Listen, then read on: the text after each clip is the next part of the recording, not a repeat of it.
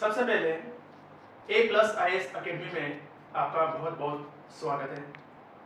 मेरा नाम किशोर कुमार मौर्य और आज मैं भूगोल से संबंधित पृथ्वी की उत्पत्ति और विकास का हम टॉपिक लेंगे।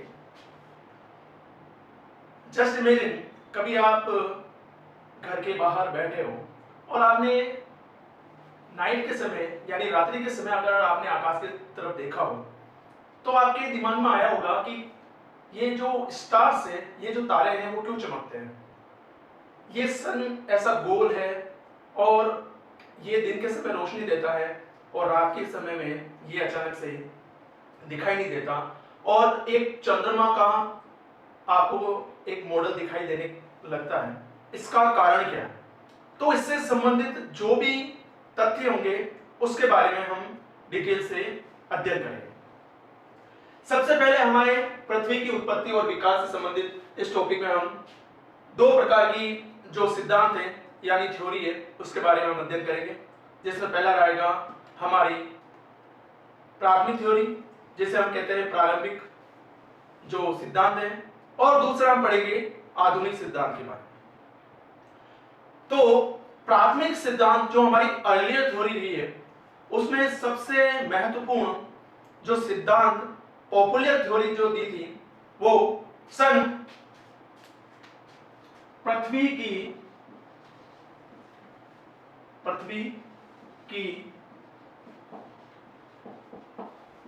उत्पत्ति सिद्धांत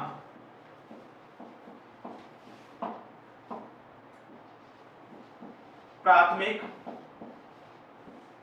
सिद्धांत जो दिया था वो सबसे पॉपुलर सिद्धांत दिया था सन 1750 में इमैनुअल कांट महोदय ने प्रस्तुत किया था और इन्होंने एक शब्द का जो है प्रयोग किया था, उसको हम बोलते हैं निहारिका। यहां पर आपको निहारिका शब्द का यानी कि नेबुलर शब्द का अर्थ मालूम होना चाहिए। सबसे मेन जो क्वेश्चन अभी जो फर्स्ट में स्टार्टिंग में बनने वाला है उसका अर्थ जो है निहारिका। निहारिका क्या है? निहारिका वर्ड यूज किया गया था कि जो हाइड्रोजन और हाइड्रोजन एंड हीलियम से निर्मित जो गैस के गुब्बारे थे उसको निहारिका नाम से जाना गया। और ये पूरी जो पृथ्वी की उत्पत्ति, ब्रह्मांड की उत्पत्ति, ये सभी जो चीजें शामिल होगी वो हाइड्रोजन और हीलियम यानी कि निहारिका के ऊपर ही कंप्लीटली इस पे निर्धारित होगी। तो निहारिका क्या है कि हाइड्रोजन और हीलियम से बने जो झुंड थे, जो ग्रुप थे, उसको हमने क्या नाम दिया? निहारिका। तो इमानुएल कांट ने सन 1755 में निहारिका की परिकल्पना को प्रतिपादित किया था यानी कि यूज में लिया था। इसके बाद में सन 1906 में इसी निहारिका परिकल्पना को संशोधित करके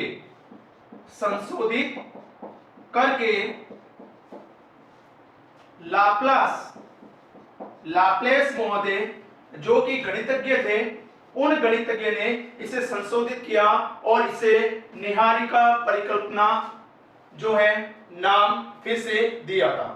और इन्होंने बताया था कि संपूर्ण ब्रह्मांड का निर्माण जो है हाइड्रोजन और हीलियम गैस से बने जो गुब्बारे थे या जो झुंड थे उससे संपूर्ण ब्रह्मांड का निर्माण हुआ है, जिसमें ग्रह, उपग्रह, सभी जो हमारे चंद्रमा हैं और जितने भी प्रकार के हमारे धूमकेतु है, जितने भी प्रकार के हमारे क्षुद्र ग्रह हैं, इन सभी का फॉर्मेशन जो हुआ है वो हाइड्रोजन और हीलियम गैस के ठंडा होने से एक पदार्थ के रूप में कन्वर्ट हुए और इसके बाद में संपूर्ण ब्रह्मांड का निर्माण हुआ है। इसके बाद 1900 ईस्वी में चैम्बरलिन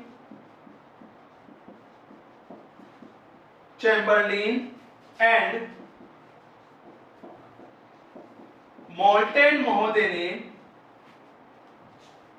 जो है इन्होंने बताया कि पृथ्वी की जो उत्पत्ति है वह उत्पत्ति जो हमारा सन है उस सन से एक वंडरिंग स्टार यानी कि एक बड़े तारे के पृथ्वी जो हमारा सन है उसके आसपास में से गुजरने से और इसके टकराने से एक तशरी नुमा आकृति का जो है पदार्थ बाहर निकला और इस पदार्थ के ठंडे होने से जो है पृथ्वी की उत्पत्ति हुई है यानी कि ग्रहों की उत्पत्ति हुई है।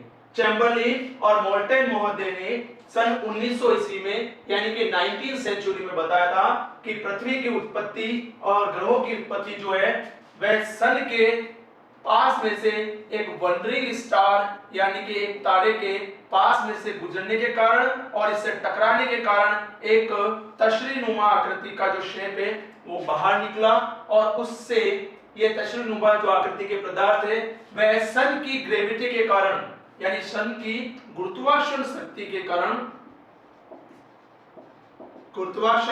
शक्ति के कारण और इन पदार्थों की गुरुत्वाकर्षण शक्ति के कारण ये सन के यानी कि हमारे सूर्य के चारों तरफ घूमने लगे और कालांतर में जो समय बीता उसके साथ साथ में इन पदार्थों के ठंडे होने के कारण और आपस में संकुचन होने के कारण यानी इकट्ठा होने के कारण जो है ग्रहों की उत्पत्ति हुई। इसके बाद जेम्स जीन्स और हैरोल्ड इन दोनों ने एक थ्योरी दी थी जिसे हम कहते हैं बाइनरी थ्योरी यानी कि द्वैत तारक सिद्धांत प्रस्तुत किया था। द्वैत तारक सिद्धांत क्या है कि जेम्स जीन्स और हैरोल्ड लॉस्की ने बताया कि इन्होंने बताया कि एक तारा था और दूसरा तारा था, इसमें सन का कोई रोल नहीं है। इन्होंने बताया कि दो तारों के टकराने से यानी कि कोलिजन से टकराने से ये दो तारे टकराए और इन दोनों तारों के टकराने से जो पदार्थ बाहर निकला इन दोनों तारों के टकराने से जो पदार्थ बाहर निकला उन पदार्थों से ही क्या हुआ है अन्य ग्रहों की क्या हुई है उत्पत्ति हुई है। इन्होंने सन को साइड में रखा और इन्होंने बताया कि दो तारों के टकराने से पदार्थों की बाहर निकलने से और कालांतर में इनके ठंडे होने से क्या हुआ विभिन्न ग्रहों की उत्पत्ति हुई। यह हमारे जेम्स जीन्स और हैरोल्ड लॉस्की ने बताया। इसके बाद द्वैत तारक सिद्धांत के बाद 1950 में यानी कि 1950 में ओटो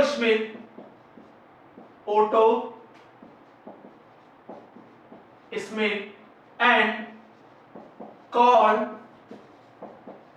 वाइज़स्कर ने नेबुलर हाइपोथेसिस यानी कि निहारिका परिकल्पना को फॉलो करते हुए उन्होंने बताया कि सन के पास में से यह हमारा सूर्य हुआ और इस सूर्य के पास में से पृथ्वी ग्रह से 3 गुना यानी मंगल ग्रह से 3 गुना बड़ा एक ग्रह या एक तारा जो सन के पास में से गुजरा और इस सन के पास में से गुजरते समय इससे टकराने पर एक पदार्थ बाहर निकला जो कि एक शिगार शेप या तशरी नुमा आकृति में बाहर निकल गया सन के बाहर और इसके बाद में सूर्य की गुरुत्वाकर्षण शक्ति के कारण और इन पदार्थों की गुरुत्वाकर्षण शक्ति के कारण ये सन के चारों तरफ घूमने लगे। ये पदार्थ सन के चारों तरफ घूमने लगे और समय अंतराल के बाद इन सूर्य की गर्मी के कारण, हीट के कारण और इन पदार्थों की गुरुत्वाकर्षण शक्ति के कारण ये धीरे धीरे क्या होने लगे, ठंडे होने लगे। ये ग्रह ठंडे होने के बाद ही इन क्या हुआ, इन ग्रहों का निर्माण होने लगा। ये बताया हमारे 1950 में ओटो स्मिथ एंड कॉल वेजाइस्कर ने। इस तरीके की थ्योरी हमारे सामने रखी। तो इस प्रकार से अलग अलग वैज्ञानिकों ने जो है या भूगोल वक्ताओं ने पृथ्वी की उत्पत्ति संबंधी सिद्धांत रखे थे, जिसमें सबसे पहले पॉपुलर जो थ्योरी दी थी वो 1755 में जो दी थी वो हमारे दी थी इमानुएल कांट ने। इससे पहले भी विभिन्न प्रकार के भूगोल वक्ताओं ने अलग अलग जो सिद्धांत प्रस्तुत किए थे, लेकिन सबसे महत्वपूर्ण सिद्धांत यानी कि लोकप्रिय मत जो प्रस्तुत किया था वो 1755 में हमारे इमानुएल कांट ने प्रस्तुत किया था।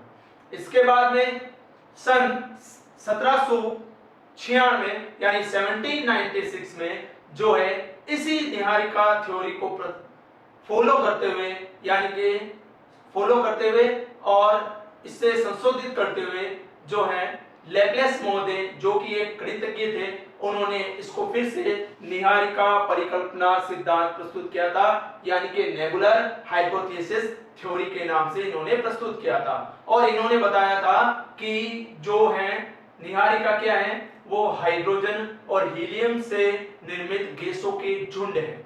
यहाँ पे आपको ध्यान रखना है कि निहारिका यानी का नेबुला क्या है कि हाइड्रोजन एंड हीलियम का जो ग्रुप होगा उसको हम क्या कहेंगे, निहारिका कहेंगे। ए cloud of group in hydrogen and helium is called nebula. यहाँ पर आपको ध्यान रखना है।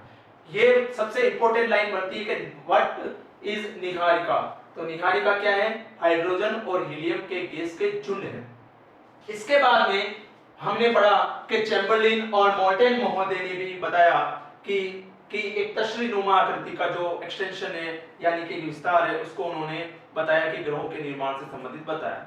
इसके बाद में हमने पढ़ा 1900 ईस्वी में जो है हमारे जो दो भूगोल वक्ता रहे उन्होंने अपनी थ्योरी दी थी जिसे हम कहते हैं द्वैतारक सिद्धांत बोलते हैं। इसके बाद में सन 1950 में ओटो स्मिथ और कॉल वेजाइस्कर ने अपनी थ्योरी प्रस्तुत की, जिसमें उन्होंने बताया कि सूर्य के निकट एक मंगल ग्रह से 3 गुना बड़ा एक तारा जो है वह सूर्य से टकरा गया और तशरीनुमा आकृति पदार्थ एक बाहर निकला था जो सूर्य से, और वो सूर्य की चारों तरफ घूमने लगा। सूर्य की गुरुत्वाकर्षण शक्ति और पदार्थों की गुरुत्वाकर्षण शक्ति के कारण धीरे धीरे कालांतर में ये क्या होने लगे, ठंडे होने लगे और इससे पृथ्वी की उत्पत्ति और अन्य ग्रहों की उत्पत्ति हुई। ये पृथ्वी के प्राथमिक मत माना जाता है।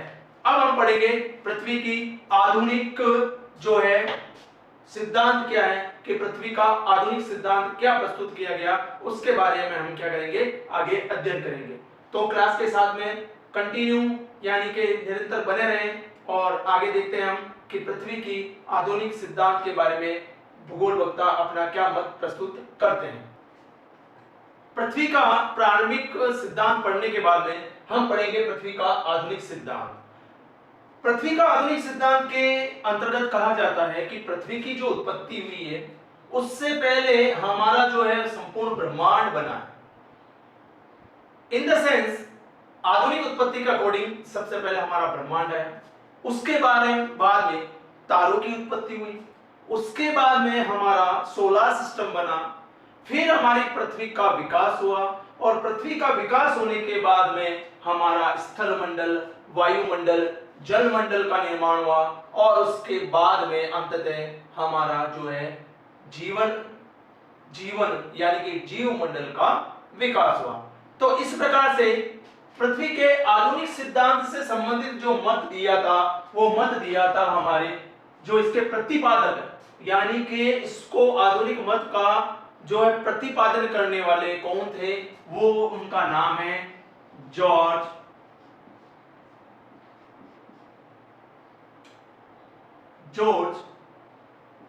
लेमैत्रे।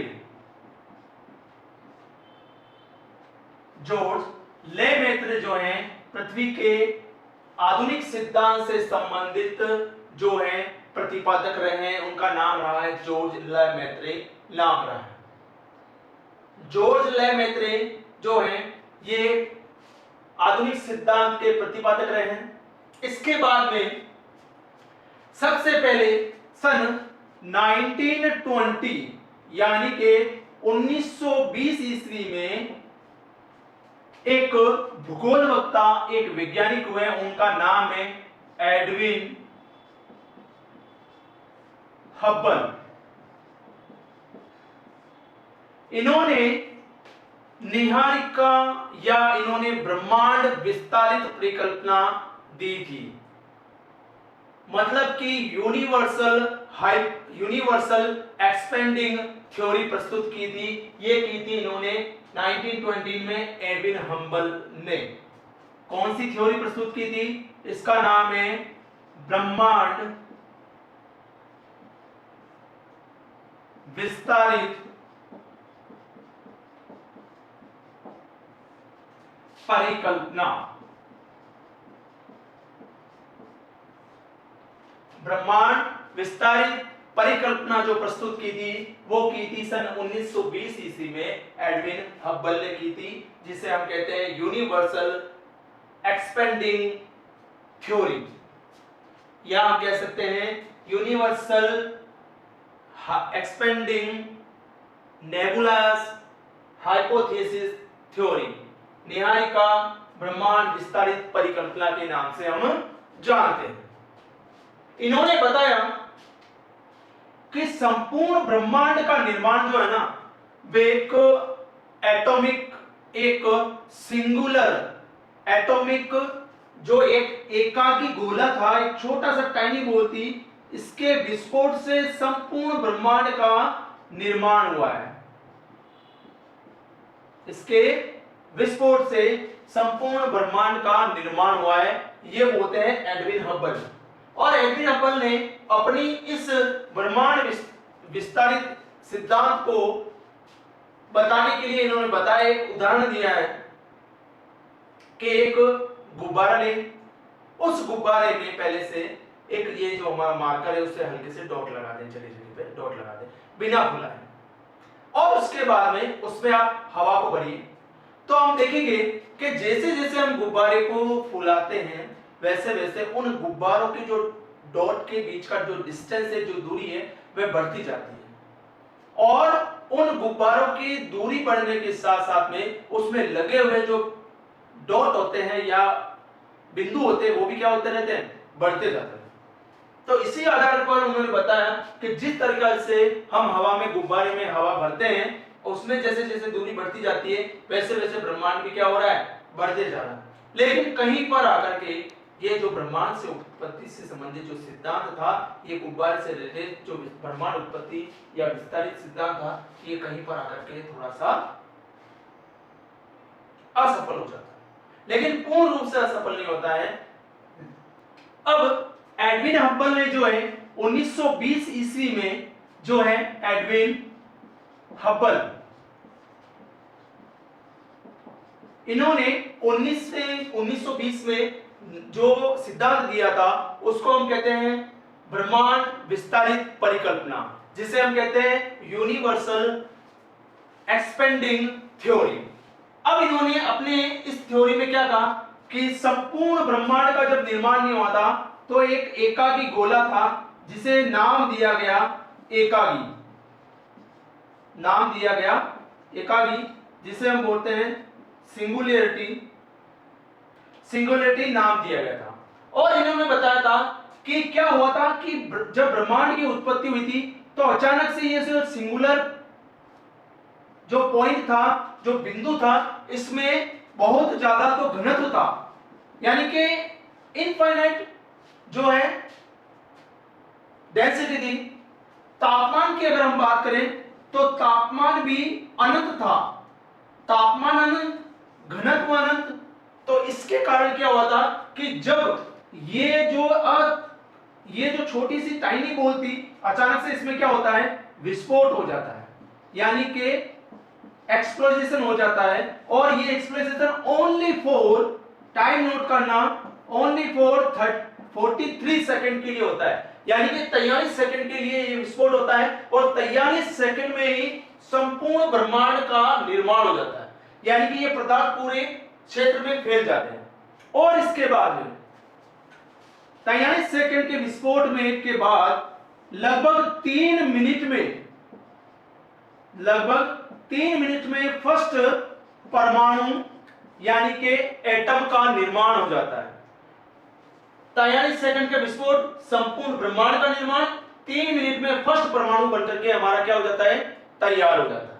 और इसके बाद में 3 मिनट के बाद में परमाणु निर्माण होता है और इन परमाणुओं के निर्माण के बाद आपस में इन परमाणुओं के मिलने के बाद में क्या होता है, संपूर्ण ग्रहों व उपग्रहों का क्या हो जाता है, निर्माण हो जाता है और तारों का निर्माण हो जाता है। इसके बाद एक पारदर्शी ब्रह्मांड। पारदर्शी ब्रह्मांड का मतलब होता है कि जिन्हें हम ब्रह्मांड को देख सकते हैं, जिसे हम यूनिवर्स को देख सकते हैं, उस पारदर्शी ब्रह्मांड का जो निर्माण हुआ है वह निर्माण लगभग 3 लाख वर्ष के बाद में क्या होता है कि लगभग 4500 डिग्री से 4500 डिग्री केल्विन 4500 डिग्री केल्विन तापमान गिर जाता है और 4500 डिग्री तापमान गिरने के बाद 3 लाख वर्षों के बाद में जो हमारा ब्रह्मांड है वह पारदर्शी हो जाता है। पारदर्शी का मतलब होता है कि जो हमारे ग्रह उपग्रह जो विभिन्न प्रकार के जो पदार्थ है वह हमें देखने को मिल जाते हैं, उसे हम कहते हैं ट्रांसपेरेंस यानी कि पारदर्शी हम बोलते हैं। यहां तक आपको समझ में आ गया होगा कि ब्रह्मांड की उत्पत्ति कैसे हुई, कि पहला एक छोटी सी टाइनी बॉल थी, उसके बाद में इसमें अचानक से एक्सप्लोजन हो जाता है, विस्फोट हो जाता है। कितने सेकंड के लिए, ओनली 43 सेकंड के लिए। और ये बॉल कैसी थी कि घनत्व जो था अनंत था, तापमान अनंत था, अचानक से विस्फोट होता है और 43 सेकंड के लिए, और 43 सेकंड के विस्फोट के बाद में पहला जो परमाणु बनता है वो हमारा 3 मिनट में बनकर के तैयार हो जाता है और इन परमाणुओं के आपस में मिलने के बाद में, आपस में क्रिया करने के बाद में ग्रहों उपग्रहों और तारों का निर्माण होता है। संपूर्ण जो हमारा ब्रह्मांड है वह पारदर्शी यानी ट्रांसपेरेंट कितने साल में होता है, तो साल है हमारे 3 लाख वर्ष के बाद में, जिसमें 4500 डिग्री केल्विन जो है टेम्परेचर गिर जाता है और 4500 डिग्री टेम्परेचर कम होने के बाद में हमारा जो यूनिवर्स है, हमारा जो ब्रह्मांड है वह पारदर्शी हो जाता है। इट मींस देखने के लायक यानी कि ट्रांसपेरेंस हो जाता है। ये हमारी थी बिग बैंग थ्योरी, जो कि जिसका अकॉर्डिंग संपूर्ण ब्रह्मांड की उत्पत्ति हुई। एक चीज मोस्टली इंपॉर्टेंट नोट करने के लायक है कि इस ब्रह्मांड की उत्पत्ति का जो वर्ष है वो 13.7 बिलियंस ईयर अगो माना जाता है, यानी कि 1370 करोड़ वर्ष पूर्व माना जाता है कि ब्रह्मांड की उत्पत्ति हुई है। दिस इज मोस्ट इंपॉर्टेंट कि 13.7 बिलियन ईयर अगो जो है ब्रह्मांड की उत्पत्ति मानी जाती है, यानी कि 1370 करोड़ वर्ष पूर्व जो है ब्रह्मांड की उत्पत्ति को माना जाता है। ये वर्ष आपको याद रखना है। अब हम ब्रह्मांड की उत्पत्ति को समझने के बाद में कि ब्रह्मांड की उत्पत्ति जो हुई थी वो 13.7 बिलियन ईयर अगो हुई थी, इसके बारे में हम पढ़ते हैं तारों की उत्पत्ति। It means formation of stars, कि ब्रह्मांड में तारों की उत्पत्ति कैसे हुई। तो हमने पढ़ा था कि संपूर्ण जो ये एकाकी गोला है इसके चारों तरफ जो है पदार्थ, इसमें जब विस्फोट हुआ था ये इन पदार्थों के चारों तरफ क्या था, हाइड्रोजन एंड हीलियम पदार्थ थे।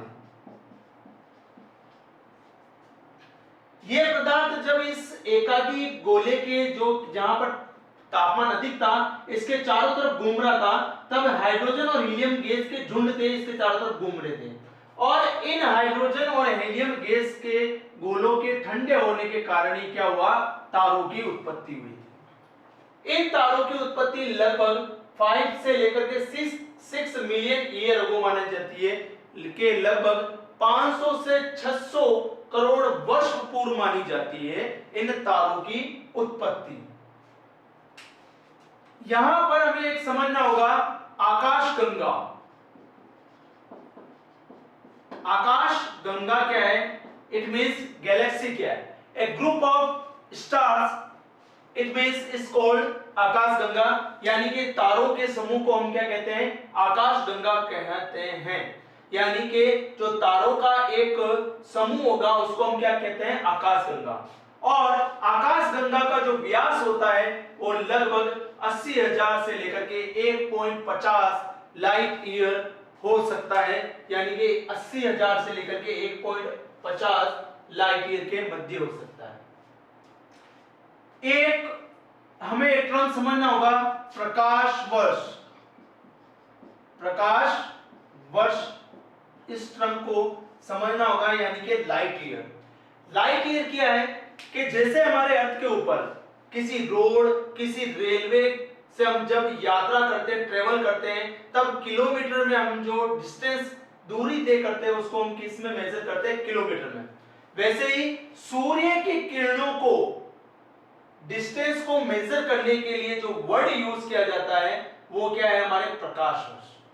प्रकाश वर्ष आपको ध्यान रखना है कि ये कोई समय नहीं है, बल्कि क्या है? ये दूरी को इंडिकेट करता है, यानी कि डिस्टेंस को आइडेंटिफाई करता है। तो प्रकाश वर्ष क्या है कि सूर्य की जो किरणें हैं वो कितने दूरी को तय करती है, उसको हम प्रकाश वर्ष में मेजर करते हैं। एक सूर्य की किरण जो है लगभग पर सेकंड लगभग 3 लाख किलोमीटर की दूरी तय करती है, यानी कि एक सेकंड में जो सूर्य की किरण है वो लगभग 3 लाख किलोमीटर की डिस्टेंस जो है वो तय करती है। तो अंदाजा लगाइए, एक सेकंड में, एक सेकंड मतलब कि एक सेकंड में सूर्य की किरण लगभग 3 लाख किलोमीटर की दूरी तय कर रही है। और हमारी पृथ्वी का सूर्य से जो डिस्टेंस है यानी दूरी है, वो डिस्टेंस कितनी है? 14,95,98,000 दूरी को मेजर करता है। और सूर्य की किरण को पृथ्वी तक पहुंचने में लगभग ओनली फॉर जो टाइम लगता है वो लगता है 8.311 मिनट, मतलब कि 8.311 मिनट में जो है सूर्य की किरण हमारे पृथ्वी के ऊपर पहुंच जाती है। और हमारी पृथ्वी से सूर्य की दूरी कितनी है? 14,95,98,000 किलोमीटर। यहां से आप अंदाजा लगाइए कि इतनी दूरी होने के बाद में भी सूर्य की किरण जो है केवल और केवल 8 मिनट और 311 सेकंड में हमारी धरातल के ऊपर पहुंच जाती है। तो यहां पर आपने समझा तारों की उत्पत्ति किस प्रकार से हुई है कि भाई तारों की उत्पत्ति किस प्रकार से हुई है कि तारों की उत्पत्ति जो कि एक जलता हुआ एक टेम्परेचर जो एकाकी गोला था, उसके चारों तरफ हाइड्रोजन और हीलियम गैस के जो गुब्बारे थे, उनके गुब्बारों में जो पदार्थ शामिल थे, उन पदार्थों के ठंडा होने से तारों की उत्पत्ति हो गई। क्यों हुई? क्योंकि गुरुत्वाकर्षण शक्ति ने काम किया। इस कारण से ये जो पदार्थ थे इसमें से हाइड्रोजन और हीलियम गैस दूर चली गई और जो पदार्थ थे वे जलते हुए कोयले के राख के समान हो गए और इससे ही हमारे तारों की उत्पत्ति हुई। जब हाइड्रोजन और हीलियम गैस आपस में क्रिया करते हैं, जब हाइड्रोजन और हीलियम गैस आपस में क्रिया करते हैं, एक्टिविटी करते हैं, तो इससे किसकी उत्पत्ति होती है? कार्बन की उत्पत्ति होती है। और कार्बन की उत्पत्ति के कारण क्या है? ये तारे जलते हुए हमें दिखाई देते हैं। इट मींस क्या हुआ कि कभी आपने देखा होगा कि लकड़ी है, लकड़ी को जलाने के बाद में जो जलने के बाद में ओनली जो ऐश बचती है, जो राख बचती है, उस राख में भी हल्की हल्की सी जो आग नजर आती है, उसी प्रकार से तारों का निर्माण होता है। यहां पर आपको समझ में आ गया होगा। अब हम बात करते हैं तारों की उत्पत्ति यानी विकास कब हुआ, तो वह हुआ था 5 से लेकर के 6 मिलियन ईयर अगो, यानी के 500 से 600 करोड़ वर्ष पूर्व, 500 से 600 करोड़ वर्ष पूर्व, करोड़ वर्ष पूर्व जो है वह हमारे तारों की उत्पत्ति हुई। अगर गैलेक्सी क्या है कि आकाशगंगा क्या है, गैलेक्सी क्या है कि तारों का जो एक ग्रुप होता है, एक झुंड होता है, उसको हम क्या कहते हैं, गैलेक्सी कहते हैं। और गैलेक्सी ब्रह्मांड में केवल एक ही नहीं है, बल्कि हजारों की लाखों की गिनती में अलग अलग गैलेक्सी है, और उन गैलेक्सी का व्यास जो है वो अलग अलग होता है। नेक्स्ट बात करते हैं कि एक सूर्य की यानी प्रकाश की किरण कितना समय, कितना तेज भागती है या कितना डिस्टेंस कवर करती है। तो 1 सेकंड में एक अकेली प्रकाश की किरण जो है वो लगभग 3 लाख किलोमीटर की दूरी मेजर करता है, जो कि 1 सेकंड में करता है। नेक्स्ट है कि पृथ्वी से सूर्य की डिस्टेंस कितनी है, तो वो है 14 करोड़ 95 लाख 98 हजार किलोमीटर के समथिंग है। नेक्स्ट है कि इसको डिस्टेंस को दूरी तय करने में कितना समय लगता है, तो वह समय लगता है 8.311 जो है मिनट लगता है पृथ्वी को सूर्य तक की किरण तक आने में समय लगता है। तो इस प्रकार से ये हमने तारों की उत्पत्ति से संबंधित जो है सिद्धांत को पढ़ा। अब हम ब्रह्मांड की उत्पत्ति यानी ब्रह्मांड किस प्रकार से बना था और कौन सी ईयर में बना था, तो वो बना था 13.7 बिलियन ईयर अगो, यानी कि 1370 करोड़ वर्ष पूर्व। तारों की बात करें तो तारे कब बने थे, तो तारे बने थे 500 से 600 करोड़ वर्ष पूर्व बने थे।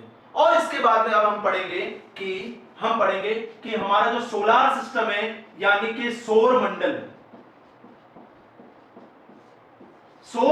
का निर्माण किस प्रकार से हुआ था, इसका हम अध्ययन करेंगे। तो सौर मंडल का जो निर्माण है इसमें बताया जाता है कि सबसे पहले तो हम बात कर लेते हैं सौर मंडल में क्या क्या आता है।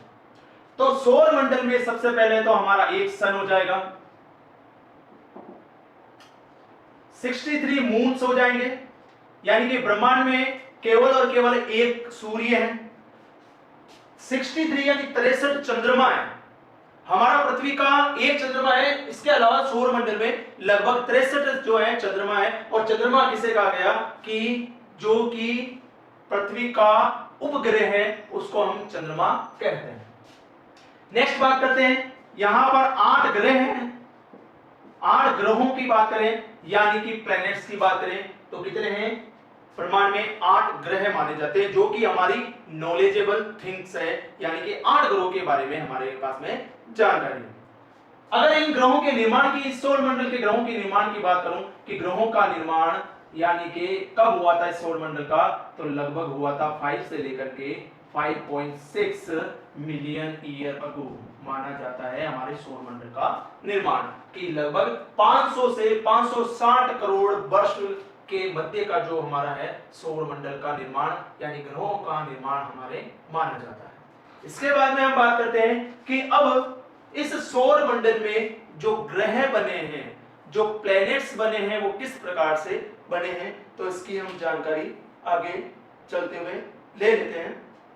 कहते हैं कि ग्रहों का निर्माण जो है, इन ग्रहों का निर्माण के हमारे संपूर्ण अंतरिक्ष में एक एकागी गोला था जिसे हमने एकागी नाम दिया था, कि जब इसमें विस्फोट हुआ तो विस्फोट होने से जो पदार्थ बाहर निकले थे वो पदार्थ क्या हुए थे,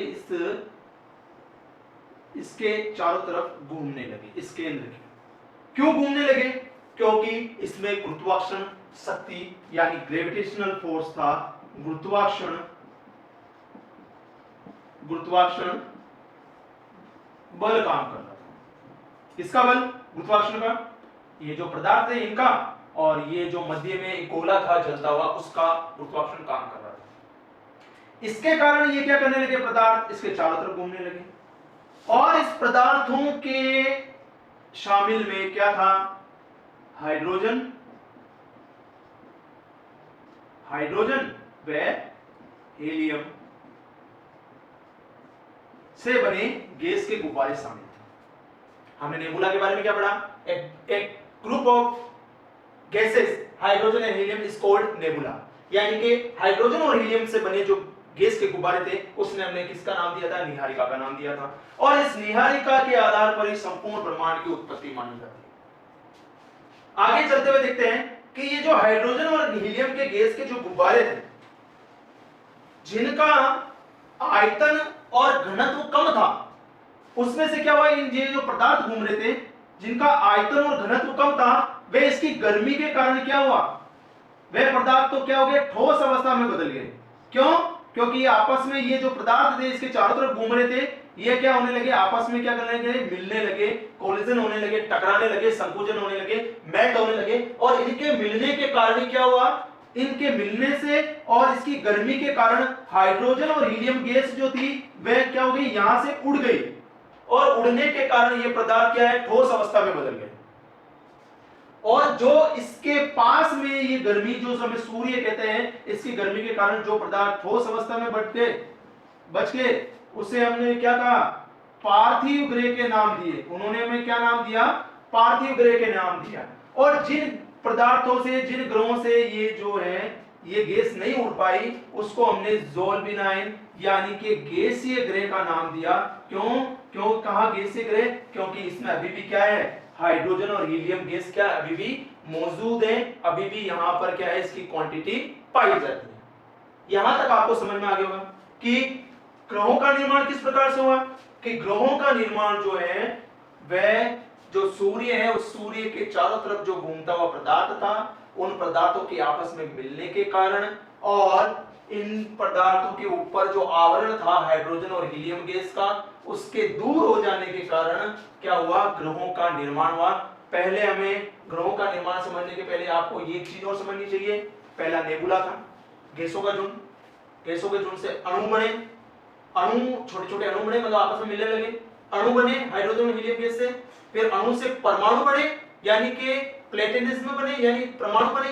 परमाणु से ग्रहाणु बने, मतलब कि और आपस में बड़े बड़े झुंड में मिलने लगे। और ग्रहाणु से, प्लेटोनिज्म से ही हमारे क्या हुआ है, ग्रहों का निर्माण हुआ है। तो ध्यान रखना सीक्वेंसली, पहले गैसों का गुब्बारा था जो कि पॉइंट में था।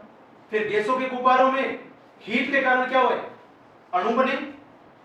फिर गर्मी के कारण आपस में ये अणु आपस में मिलने लगे और इससे क्या निर्माण हुआ, परमाणु बने। परमाणुओं के आपस में मिलने से क्या हुआ, ग्रहाणु का निर्माण हुआ। और ग्रहाणुओं के गैस से निकलने के कारण, हाइड्रोजन और हीलियम गैस के निकलने के कारण किनका निर्माण हुआ, ग्रहों का निर्माण हुआ। ये सीक्वेंस आपको कंप्लीटली याद रखना है। अगर इस चीज को आपने याद रख लिया तो इन चीजों को याद रखने के बाद में आप ग्रहों की निर्माण उत्पत्ति संबंधी थ्योरी को कंप्लीटली समझ सकते हो। पहले गैसों का बना था हाइड्रोजन हीलियम जो सन के चारों तरफ रोटेट हो रहे थे, इनके आपस में मिलने से अणु का निर्माण हुआ, अणुओं से फिर परमाणु का निर्माण हुआ, परमाणु से फिर ग्रहाणु का निर्माण हुआ, और ग्रहाणु के निर्माण के बाद में क्या हो गया, हमारे लास्ट में ग्रहों का निर्माण हो गया। सिंपली चीज अब आप यहाँ पे समझ सकते हो कि सौर मंडल के विकास में एक हमारा सूर्य हो गया, 63 हमारे जो है चंद्रमा हो गए, 8 जो है हमारे ग्रह हो गए, और इसके अलावा हमारे कॉमेट्स एंड एस्ट्रोइड्स जिसे हम कहते हैं धूमकेतु और क्षुद्र ग्रह, मतलब कि ऐसे पदार्थ जो कि पूर्ण रूप से ग्रह नहीं बन पाए, उसके हमने क्षुद्र ग्रह यानी छोटे ग्रह, और उसको हमने कॉमेट्स यानी धूमकेतु के नाम से जाना। तो यहां पर आप समझ चुके होंगे। अब धूमकेतु और कॉमेट्स में भी आप समझ लेना कि धूमकेतु किसे कहते हैं और क्षुद्र ग्रह किसे कहा गया। क्षुद्र ग्रह क्या हुए कि ऐसे पदार्थ जो कि पूर्ण रूप से ग्रह नहीं बन पाए, उसको हमने क्या कहा, क्षुद्र ग्रह का, एस्ट्रोइड्स कहा। और जिसको जो और आकृति में छोटे थे, ना तो वे ग्रह आए ना उपग्रह की श्रेणी में आए, उसको हमने कहा धूमकेतु यानी कॉमेट्स का, जो कि जलते हुए पदार्थ जो सूर्य के चारों तरफ घूम रहे थे। इसके बाद में हमने पढ़ा कि ग्रहों का निर्माण कब हुआ था, तो ग्रहों का निर्माण हुआ था 5 से, सौर मंडल का निर्माण 5 टू लेकर 5.6 मिलियन ईयर को, यानी कि 500 साल से लेकर के 560 करोड़ वर्ष के मध्य का माना जाता है। और इसके बाद में ग्रहों का निर्माण कैसे हुआ कि जो सूर्य था उसके चारों तरफ गुरुत्वाकर्षण शक्ति के कारण हाइड्रोजन और हीलियम गैस के गुण जो है पदार्थ घूम रहे थे, इससे गैसों का आवरण बना, गैसों से अणु बने, अणु से परमाणु, परमाणु से ग्रहाणु और ग्रहाणु से ग्रहों का निर्माण हुआ। तो यहां तक आपको इस चीज को समझ में आ गया होगा सौर मंडल के बारे में। कुछ चीजें मोस्टली इंपॉर्टेंट और बचती है जिसके बारे में आपको जान लेना आवश्यक है।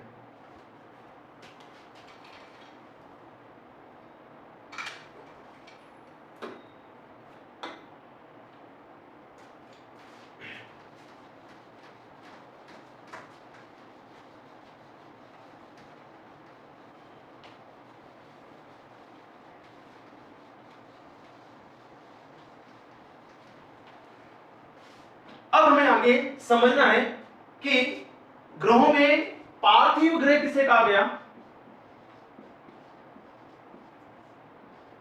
पार्थिव ग्रह और एक है हमारे गैसीय ग्रह।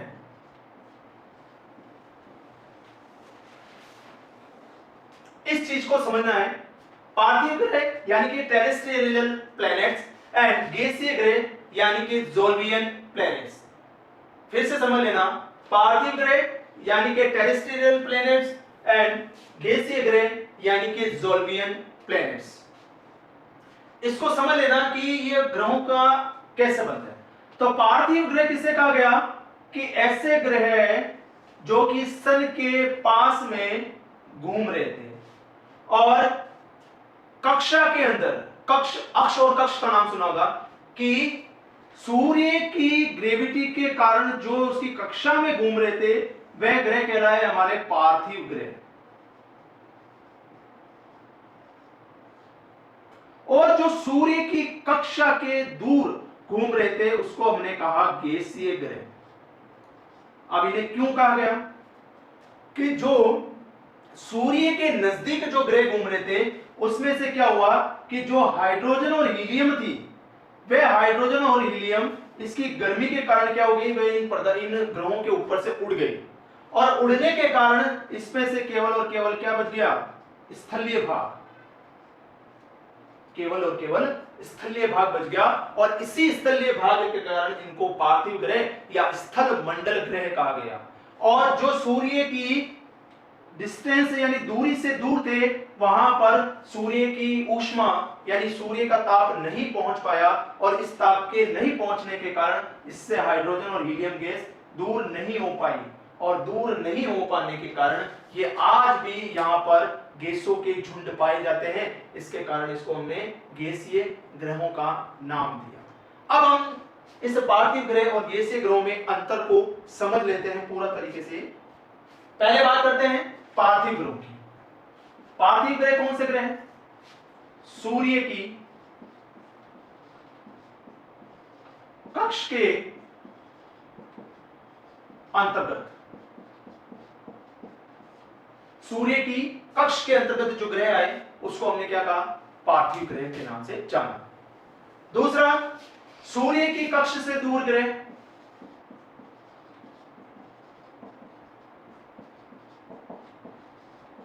इसको हमने गैसीय ग्रह कहा। नेक्स्ट, पार्थिव ग्रह कौन से? स्थल भाग पाया जाएगा,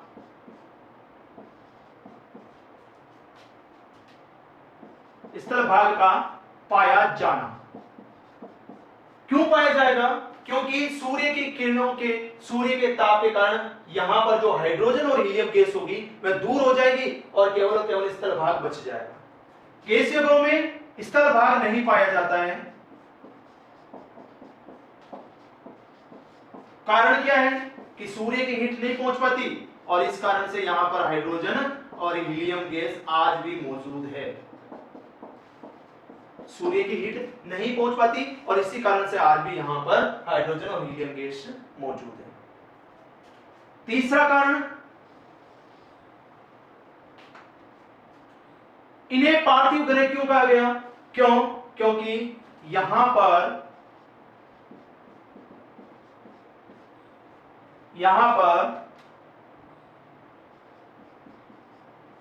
ताप व दाब के कारण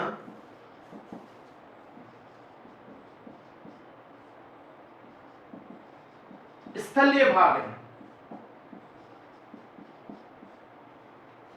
और गैसीय ग्रहों पर ताप व दाब नहीं पहुंच पाता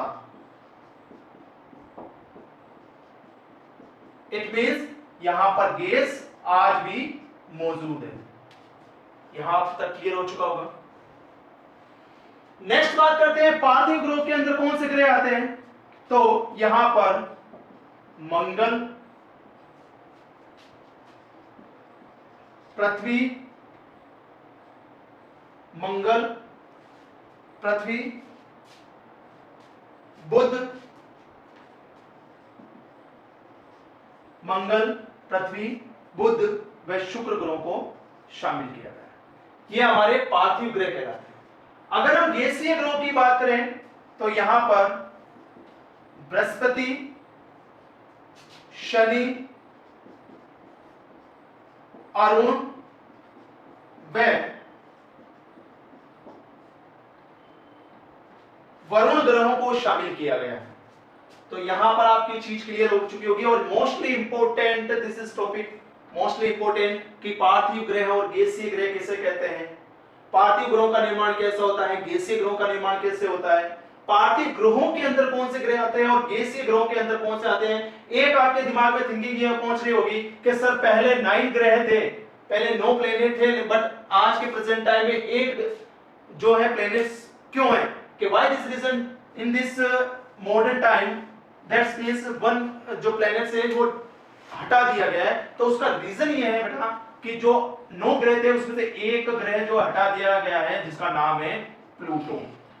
इस प्लूटो ग्रह को हटाने का रीजन ये था क्योंकि ये ग्रह जो था वो अन्य ग्रहों से छोटा ग्रह था और उसको छोटे ग्रहों के नाम से जाना जाता है, यानी कि ड्वार्फ प्लैनेट के नाम से जाना जाता है। छोटे ग्रह में इसको सम्मिलित किया गया है। इसके बारे में प्लूटो ग्रह के बारे में हम अब पढ़ते हैं और यहां से आपका एक मोस्ट इंपोर्टेंट क्वेश्चन जो है वो आपके सामने सम्मिलित होगा, जिसको आपको ढंग से नोट डाउन करना है कि प्लूटो को 9 जो हमारे प्लैनेट्स थे उसमें से इसको क्यों हटाया गया।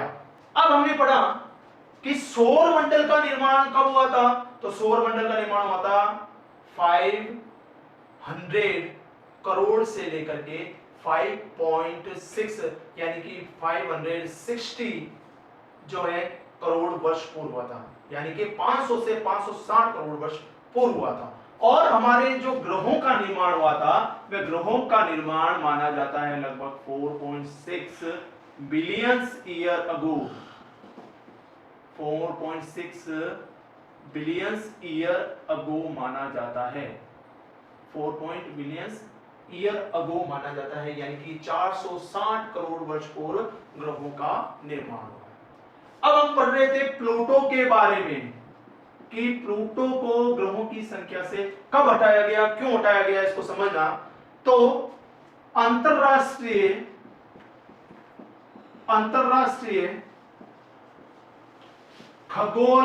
खगोलिक संगठन द्वारा, यानी कि इंटरनेशनल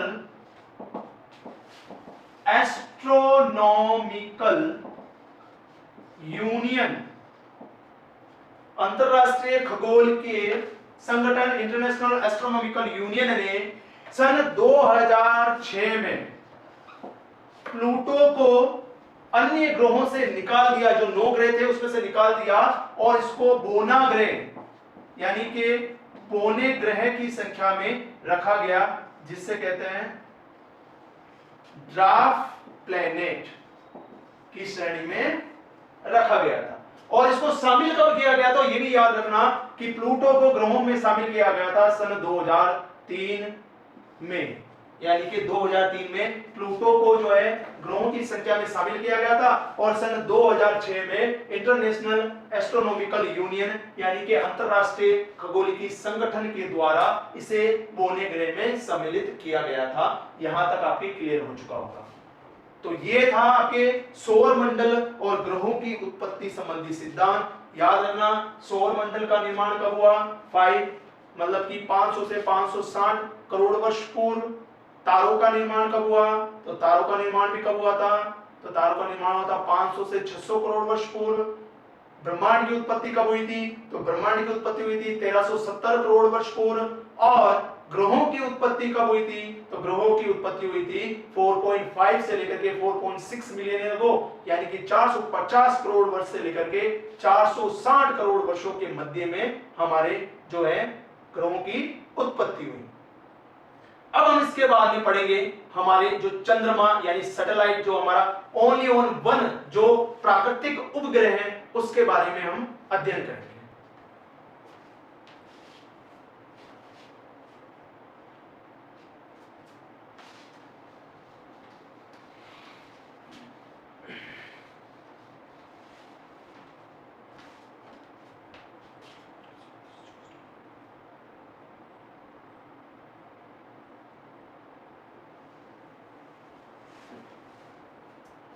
चंद्रमा की उत्पत्ति के बारे में हम पढ़ते हैं।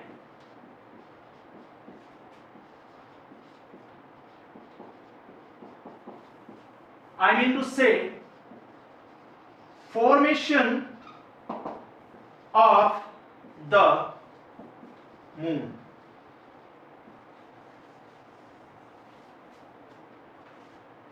चंद्रमा हमारे पृथ्वी का ओनली ऑन एक प्राकृतिक उपग्रह है।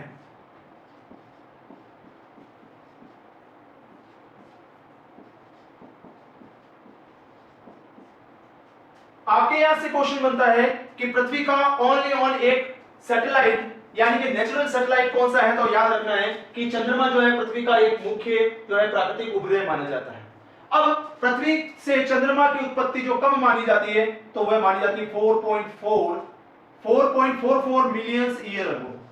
यहां पर आपको डेट हमेशा याद रखनी है, मिलियंस ईयर अगो। पृथ्वी की उत्पत्ति कब हुई?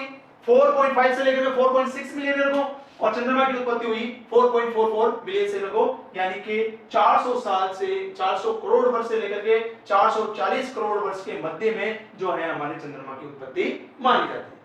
इससे संबंधित जो सबसे महत्वपूर्ण थ्योरी दी थी, वो थ्योरी दी थी आपके जॉर्ज डार्विन ने।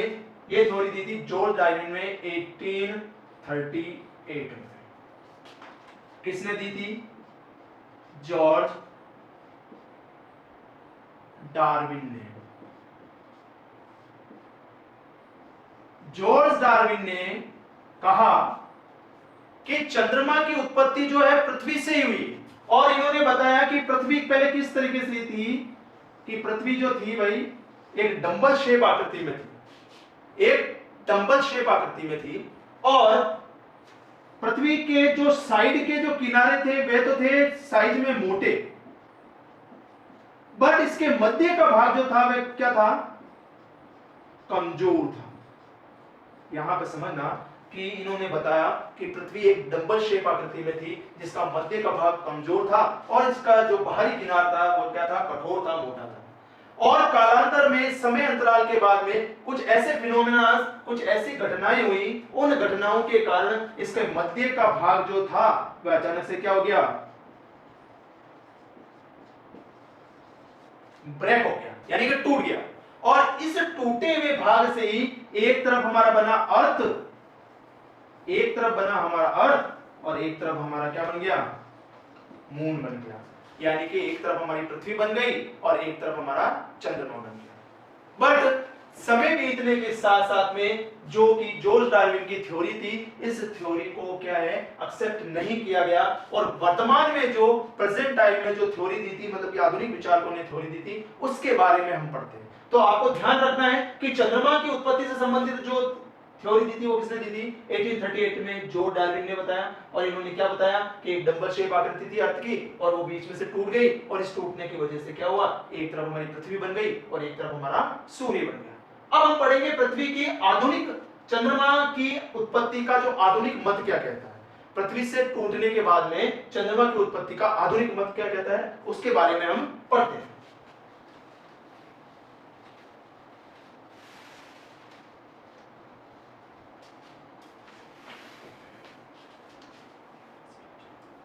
अब जॉर्ज डार्विन ने जो थ्योरी दी थी, उस थ्योरी को नेग्लेक्ट करते हुए, इनकार करते हुए एक थ्योरी दी थी जिसे कहते हैं the big split theory, the big split theory, the big split theory. इन्होंने बताया कि ऐसा कुछ भी नहीं हुआ था। इन्होंने जो आधुनिक विचार थे, इन्होंने विचार में बताया कि चंद्रमा की उत्पत्ति किस प्रकार से हुई है। इन्होंने बताया कि हमारी पृथ्वी थी, हमारा अर्थ था, हमारी पृथ्वी थी, और इस पृथ्वी से दूर कहीं से मंगल ग्रह से भी 3 गुना बड़ा एक पदार्थ जो है वो हमारी अर्थ से क्या हुआ, टकरा गया। और इसके टकराने से ही एक तशरीनुमा आकृति का एक पदार्थ जो है बाहर निकला। तशरी तो देखी होगी आपने, तवे के समान, जो कि किनारे जो होते हैं पतले होते हैं और मध्य से क्या होता है, मोटा होता है। तो एक तशरीनुमा पदार्थ बाहर निकला और हमारी पृथ्वी क्या हो रही थी, वो हमारी पृथ्वी किसके चारों तरफ घूम रही थी, हमारे सन के चारों तरफ रोटेट हो रही थी, सूर्य के चारों तरफ घूम रही थी। और सूर्य के चारों तरफ घूमने के कारण हमारे सूर्य की गुरुत्वाकर्षण शक्ति और पृथ्वी की गुरुत्वाकर्षण शक्ति और ये जो पदार्थ निकला, ये इसकी गुरुत्वाकर्षण शक्ति के कारण ये पदार्थ जो पृथ्वी के चारों तरफ घूमने लगा और ये पृथ्वी जो है सूर्य की चारों तरफ घूमने लगी। समय बीतने के साथ में क्या हुआ कि ये जो पदार्थ निकला था आपस में क्या हो गया, इकट्ठा हो गया। आपस में क्या हुआ, इकट्ठा हो गया।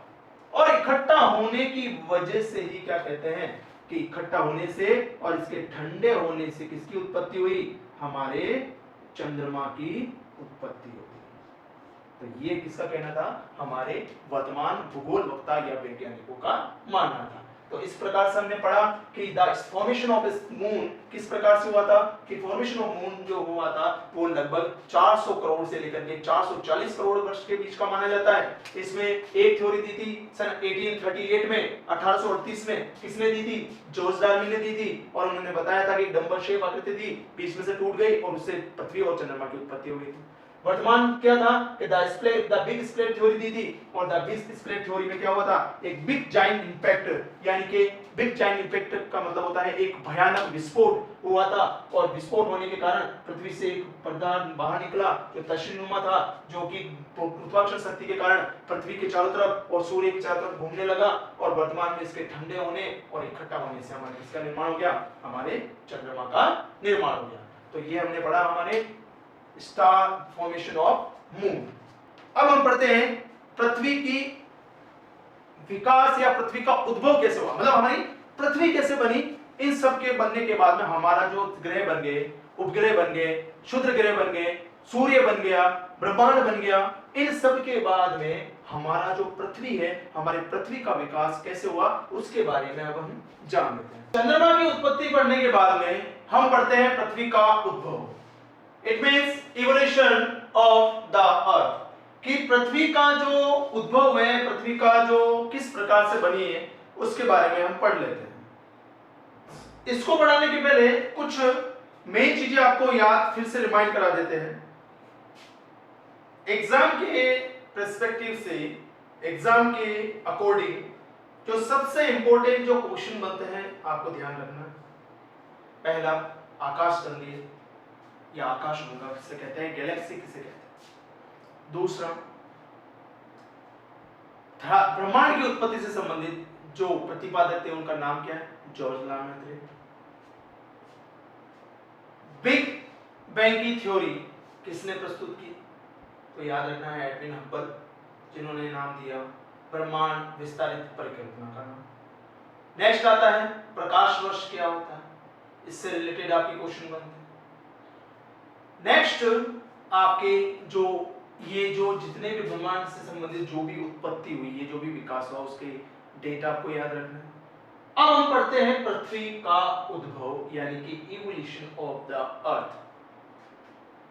मैंने आपको बताया था कि संपूर्ण ब्रह्मांड की उत्पत्ति जो हुई है वह एक नेबुला यानी गैसीय झुंड के कारण हुई है। नेबुला किससे कहा गया कि जो हाइड्रोजन और हीलियम के जो गुब्बारे थे उसको हमने नेबुला नाम दिया। इसके आगे चलते हैं। याद रखना है कि नेबुला क्या होता है। What do you mean by nebula. तो नेबुला क्या है? ए क्लाउड ऑफ गैसेस, एक गैसों का झुंड जो होता है उसको हमने नेबुला नाम दिया, जिसमें हाइड्रोजन और हीलियम गैस जो है शामिल थी। हमने पढ़ा कि जब विभिन्न प्रकार के जो है ग्रह बने थे, जो सन के चारों तरफ जो पदार्थ घूम रहे थे, जो सूर्य के चारों तरफ जो पदार्थ घूम रहे थे, इन पदार्थों की गुरुत्वाकर्षण शक्ति के कारण और सूर्य की गर्मी के कारण ये क्या हुए? धीरे धीरे ग्रहों में कन्वर्ट। अब इन सभी ग्रहों में हमारे किसका एक ग्रह बना, जिसका नाम हमने क्या दिया? अर्थ नाम। जब ये अर्थ प्रारंभिक अवस्था में बना था, तब इस अर्थ के जो आउटर कोर था, आउटर कोर ये हो गया हमारा इनर कोर, ये हो गया हमारा आउटर कोर। इस आउटर कोर में अभी भी कौन सी गैस मौजूद थी? एक थी हमारे हाइड्रोजन और दूसरी कौन सी गैस थी? हमारे हीलियम गैस थी। कौन सी गैस थी? हाइड्रोजन और हीलियम गैस थी। अब क्या होता है कि धीरे धीरे सूर्य की गर्मी के कारण ये क्या होता है? हाइड्रोजन और हीलियम गैस क्या हो जाती है? आउट हो जाती है, यानी कि दूर हो जाती है। और इस पर और केवल क्या बच जाते हैं? पदार्थ बच जाते हैं।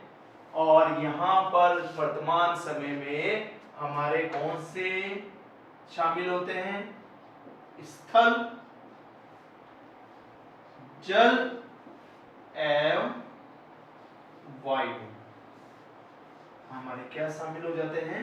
स्थल, जल और वायु।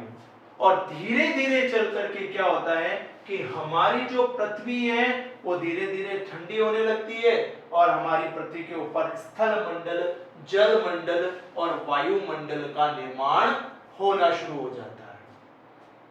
फिर से समझना, गर्मी धीरे धीरे कम होती है, गैसेज उड़ने लग जाती है और स्थलीय भाग, जल मंडल और वायुमंडल का निर्माण होने लगता है। और ये सारी प्रक्रियाएं कब होती है? लगभग 4.6 billion year ago. 4.6 billion year ago ये प्रक्रिया क्या होती है? शुरू हो जाती है। तो ध्यान रखना है कि पृथ्वी का निर्माण कब हुआ है? तो हमारे पृथ्वी का निर्माण जो हुआ है वो 4.5 बिलियन से लेकर के 4.6 मिलियन ईयर अगो, तो 450 से लेकर के 460 करोड़ वर्ष पहले हमारे पृथ्वी का निर्माण हुआ है। अब हम पढ़ेंगे इसके आगे कि पृथ्वी पर हमारे स्थल मंडल लिथोस्फीयर कैसे बना, जल मंडल हाइड्रोस्फीयर कैसे बना एंड वायुमंडल एटमॉस्फेयर कैसे बना, और हमारे अर्थ के ऊपर जो है, हमारे अर्थ के ऊपर लाइफ सिस्टम जो है कैसे आया, उसके बारे में हम पूर्ण डिटेल यानी कंप्लीट इंफॉर्मेशन आगे पढ़ेंगे।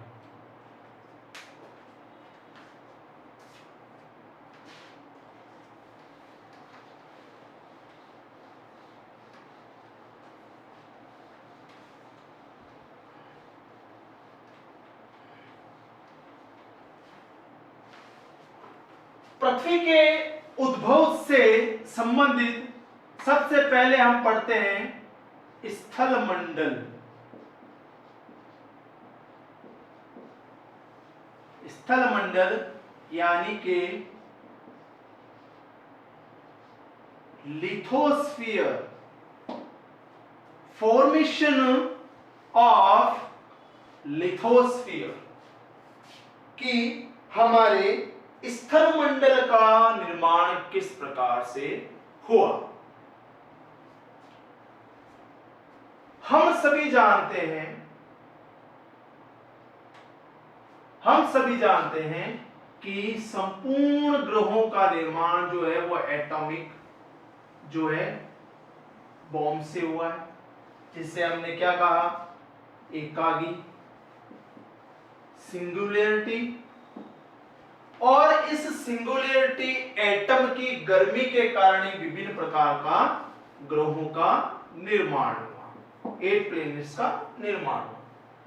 जब हमारी पृथ्वी गर्म अवस्था में थी, जब हमारी पृथ्वी गर्म अवस्था में थी, तो यहां पर आवरण था आपके, याद रखना, हाइड्रोजन एंड हीलियम का। बार बार मैं आपको याद दिलाना चाहता हूं कि नेबुला क्या है, हाइड्रोजन एंड हीलियम का जो ग्रुप था उसे हमने नेबुला का नाम दिया, निहारिका का नाम दिया, और संपूर्ण जो ब्रह्मांड की उत्पत्ति जो है वो सारी की सारी इस नेबुला यानी गैसों के झुंड, हाइड्रोजन और हीलियम का जो झुंड है उसी से इर्द गिर्द घूमेगी।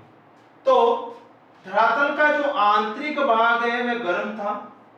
सूर्य की गर्मी के कारण जो पदार्थ हल्के थे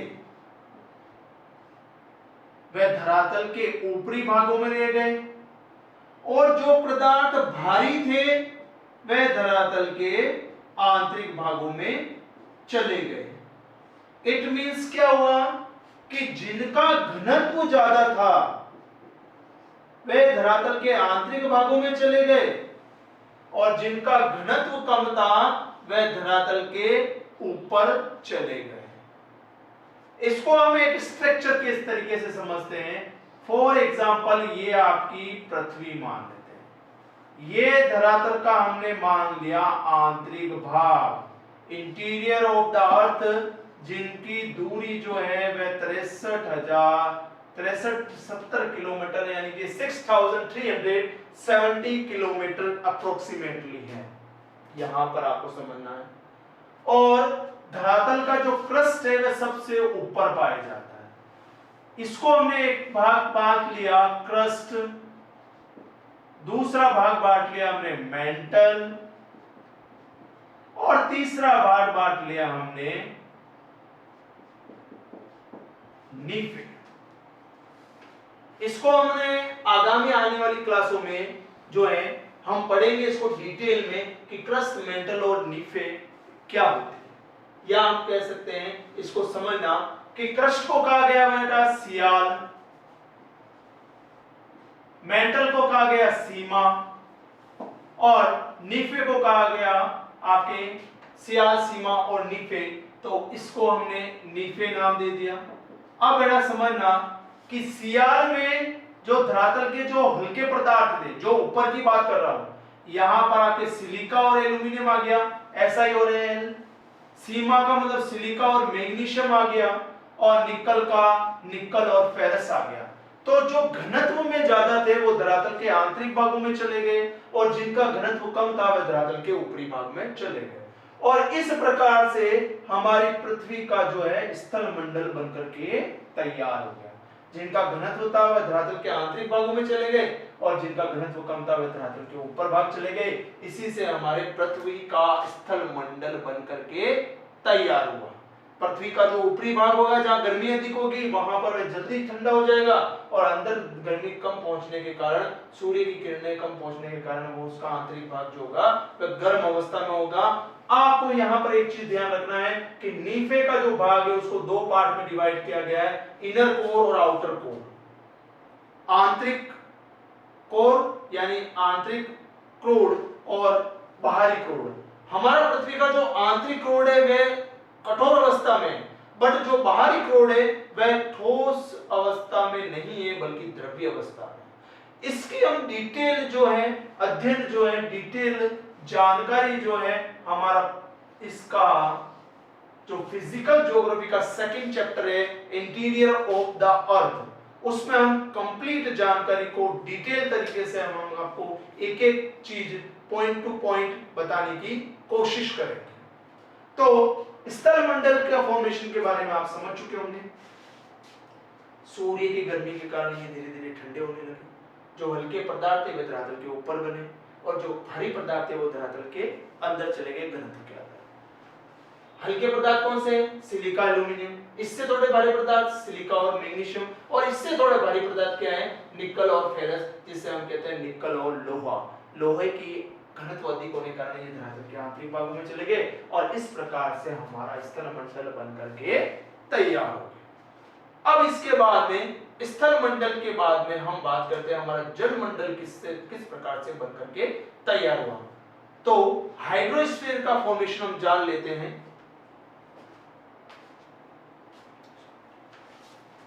नेक्स्ट बात है, हम बात करते हैं इवोल्यूशन यानी कि वायुमंडल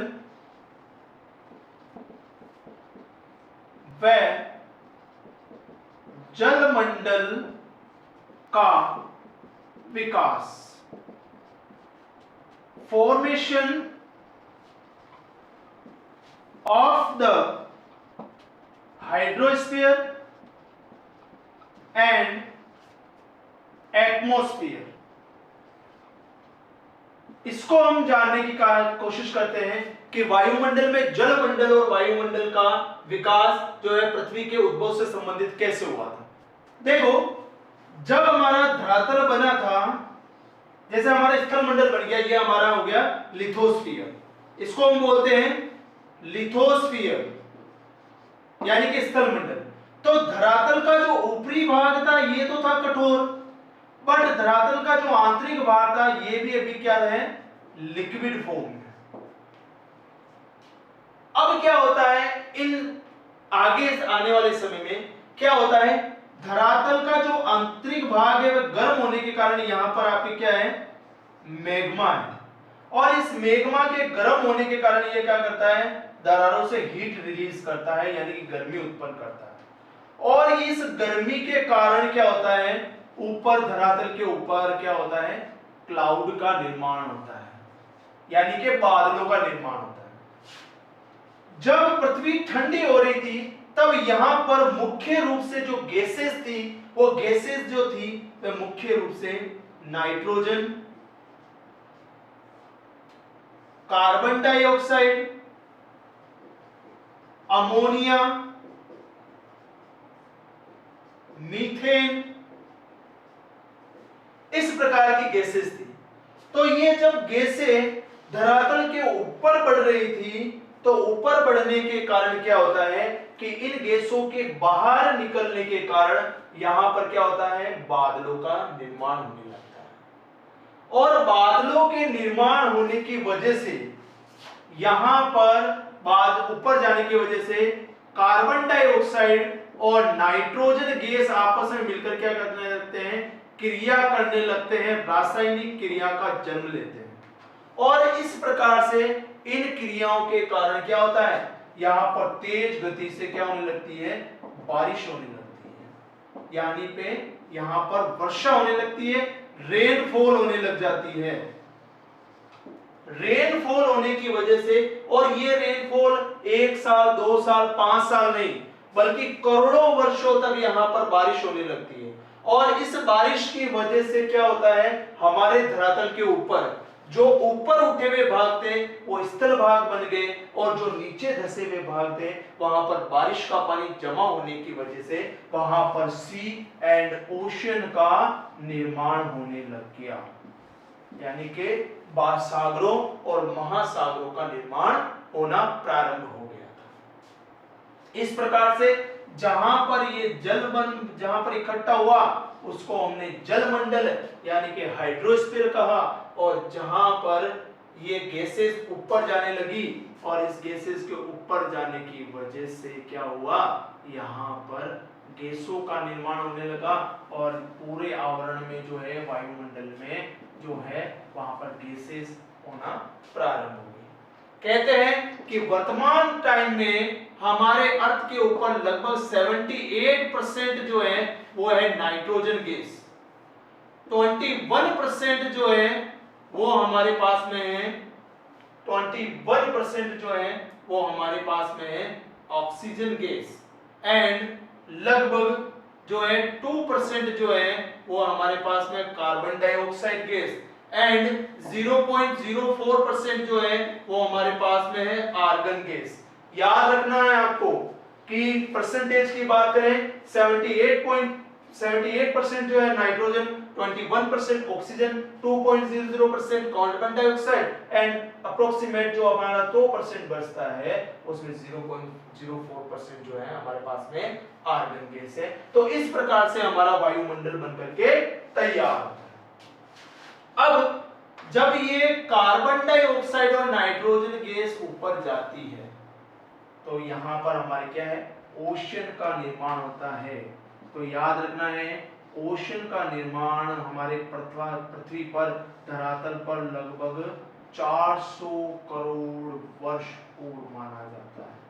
यहाँ पर याद रखना है कि धरातल के ऊपर ओशन कब बने थे, तो धरातल पर ओशन बने थे वो 400 करोड़ वर्ष के पहले बने थे। अगर हम वायुमंडल की बात करें तो वायुमंडल का फॉर्मेशन आपने समझ चुका होंगे। तो इस प्रकार से हमारे धरातल के ऊपर जलमंडल और वायुमंडल का विकास हुआ है। यहां तक क्लियर हो चुका होगा। इस टॉपिक से रिलेटेड अगर आपको किसी भी प्रकार की प्रॉब्लम लगती है, किसी चीज को समझ में ना आए, तो आप हमारी वीडियो को देखने के बाद में फिर से कमेंट कीजिए ताकि हम आपको जो भी इस वीडियो से रिलेटेड जो आपके डाउट हो उसको हम पूरी तरीके से हम आपको उसको दूर कर सके।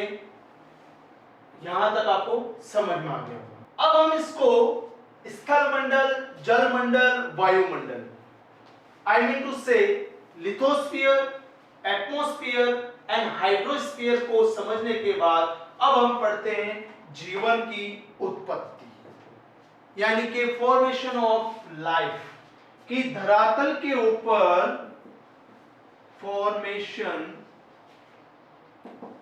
ऑफ लाइफ की बात कर लेते हैं, यानी कि जीवन की उत्पत्ति, जीवन की उत्पत्ति के बारे में बात कर लेते हैं। जब धरातल के ऊपर हमारा स्थल मंडल बन गया, वायुमंडल बन गया, जल मंडल बन गया, तो अब जीवन की उत्पत्ति धरातल के ऊपर किस प्रकार से हुई है उसके बारे में हम जान लेते हैं। जब धरातल के ऊपर जल आ गया, स्थल आ गया और वायु आ गई, तो उसके बाद में सबसे पहले जो हमारा जल मंडल था, उस जल मंडल में जीवन की उत्पत्ति सबसे प्राथमिक रूप से हुई थी, क्योंकि पहले किसी भी प्रकार का जीव नहीं था, बल्कि जटिल अणुओं का एक संगठन था जिसे कहते हैं जटिल अणु संगठन था। संगठन था जो किसमें था, जल में था। और इस जल में क्या कर रहे थे, जिसे हम बोलते हैं कॉम्प्लेक्स मॉलिक्यूल्स, कॉम्प्लेक्स मॉलिक्यूल्स बोलते हैं। और ये जटिल अणु क्या कर रहे थे, जल के अंदर एक दूसरे के साथ में क्या कर रहे थे, क्रिया कर रहे थे। और इन क्रियाओं के करने के कारण ही हमारे जो है शैवालों का निर्माण हुआ। शैवाल का निर्माण हुआ। शैवाल क्या है, एक blue green algae, blue green algae होती है, एक ब्लू कलर की जो है एक छोटी सी पौधे की एक आकृति, जिसे हम काई या फिर काई कहते हैं, वो जल में उत्पत्ति हुई थी। और इन ब्लू ग्रीन एल्गे, इसको हम क्या कहते हैं, ब्लू ग्रीन एल्गे। ये जो ब्लू ग्रीन यानी कि नीले पदार्थ की जो ये शैवाल थी, इस शैवाल में सबसे पहले शैवाल बना, और शैवाल के बनने के बाद में जो प्राथमिक प्रकार का जो जीव बना था, उस जीव का नाम है मछली। यानी कि धरातल पर सबसे पहले जो जीवन बना था वो शैवाल के रूप में बना था, और शैवाल के बाद में ही मछली का फॉर्मेशन हुआ, यानी कि फिश बनी।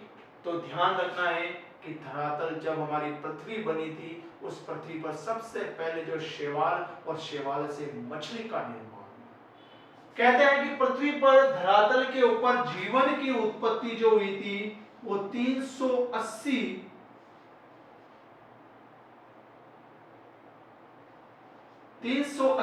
करोड़ वर्ष पूर्व मानी जाती है। यानी कि 380 करोड़ वर्ष पूर्व जो है पृथ्वी के ऊपर जो है जीवन की उत्पत्ति मानी जाती है। एक चीज यहां ध्यान रखना है कि यहां पर जीवन हो गया, लेकिन यहां पर पूर्ण रूप से अभी तक ऑक्सीजन नहीं है। वाष्पीकरण की क्रिया, ऑक्सीजन जो प्रकाश संश्लेषण की क्रिया है, वो पौधों के उत्पन्न होने के बाद में देखो 200 वर्षों पूर्व जो है कंप्लीट वायुमंडल में जो है वो ऑक्सीजन आना प्रारंभ हुई थी। मतलब 200 वर्षों पूर्व जीवन हो गया 380 करोड़ वर्ष पूर्व, बट जो है और कंप्लीट ऑक्सीजन जो आई थी वो 200 करोड़ वर्ष पूर्व मानी जाती है। और इन दोनों के बीच का जो समय है उसमें 250 से लेकर के 280 करोड़ वर्ष के मध्य में क्या हुआ था, प्रकाश संश्लेषण की क्रिया प्रारंभ हुई थी। भाई प्रकाश संश्लेषण का मतलब होता है फोटोसिंथेसिस की क्रिया। प्रकाश संश्लेषण की क्रिया हुई थी जिसमें पौधों के बीच में और जो है मानव के बीच में और सूर्य और वायुमंडल के मध्य में ये क्रिया प्रारंभ होने लगी थी। तो इस प्रकार से पृथ्वी के धरातल पर फॉर्मेशन ऑफ लाइफ, जीवन की उत्पत्ति जो हुई थी वो 380 करोड़ वर्ष के पहले की मानी जाती है। एक बार फिर से रिवाइज करते हैं। ब्रह्मांड की उत्पत्ति, फॉर्मेशन ऑफ यूनिवर्स लगभग 13.7 मिलियन ईयर अगो, यानी कि 1370 करोड़ वर्ष पूर्व मानी जाती है। अगर हम तारों की उत्पत्ति की बात करें, फॉर्मेशन ऑफ स्टार्स, तो कब मानी जाती है 5.6 से लेकर के 6 मिलियन ईयर अगो के मध्य में मानी जाती है। अगर हम बात करें ग्रहों की उत्पत्ति, प्लेटिनिज्म की ग्रहों की उत्पत्ति, तो ग्रहों की उत्पत्ति कब हुई थी बेटा, तो ग्रहों की उत्पत्ति हुई थी अप्रोक्सीमेटली 4.6 मिलियन ईयर अगो मानी जाती है। फिर हमारी पृथ्वी की उत्पत्ति 4.6 मिलियन अगो, 4.5 टू 4.6 मिलियन अगो, यानी 450 करोड़ से लेकर के 460 करोड़ के मध्य में मानी जाती है। अब हम बात करते हैं चंद्रमा की उत्पत्ति, यानी कि फॉर्मेशन ऑफ मून्स। इसके बारे में बात करते हैं तो फॉर्मेशन ऑफ मून्स हुआ था लगभग 400 करोड़ से लेकर के 440 करोड़ के मध्य की मानी जाती है। चंद्रमा की उत्पत्ति के बाद में हम बात करते हैं पृथ्वी की उत्पत्ति का पूरा विकास है, स्थलमंडल, जलमंडल और वायुमंडल बना था। तो जलमंडल बना था वो हमारा लगभग बना था 400 करोड़ वर्ष पूर्व, यानी कि समुद्र और महासागरों की उत्पत्ति कब हुई थी 400 करोड़ वर्ष पूर्व। इसके बाद में अगर हम बात करें कि पृथ्वी पर जो है जीवन की उत्पत्ति कब हुई थी, तो पृथ्वी पर जीवन की उत्पत्ति हुई थी वो लगभग 380 करोड़ वर्ष पूर्व मानी जाती है। इसके बाद में हम बात करें कि धरातल के ऊपर जो है प्रकाश संश्लेषण की क्रिया कब शुरू होने लगी, तो प्रकाश संश्लेषण की क्रिया होने लगी वो 250 करोड़ से लेकर के 280 करोड़ वर्ष के पूर्व मानी जाती है। इसके बाद में हम बात करें ऑक्सीजन जो है संपूर्ण धरातल पर वायुमंडल में कब शामिल हुआ था, तो वो हमारा हुआ था 200 करोड़ वर्ष के पूर्व माना जाता है। तो इस प्रकार से पूरा ब्रह्मांड जो है निर्माण हुआ था, वो इस प्रकार से आपके शामिल हुआ। अब एक आपके मेनली जो बचता है, ये इस तरीके से आपका कंप्लीट टॉपिक कंप्लीट होता है। इसमें आपने समझा पृथ्वी की उत्पत्ति किस प्रकार से हुई, इसमें यहाँ पर ब्रह्मांड किस प्रकार से बना, किस प्रकार से जो तारों का निर्माण हुआ। अब आपको एक जो आपके टॉपिक बचता है वो बचता है इससे जीवन काल क्रम के अकॉर्डिंग।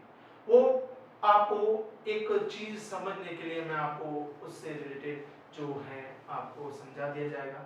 इस तरीके से आपका टॉपिक कंप्लीट होता है। इससे रिलेटेड, इस चैप्टर से रिलेटेड जो आपके क्वेश्चन और एक इंडेक्स बचती है, उस क्वेश्चन और इंडेक्स की क्लास जो है वो नेक्स्ट जो आपकी क्लास रहेगी उसमें आपको बता दिया जाएगा।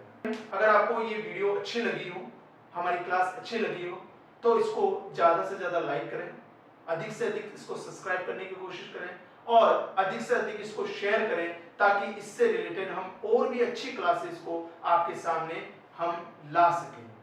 Thank you so much.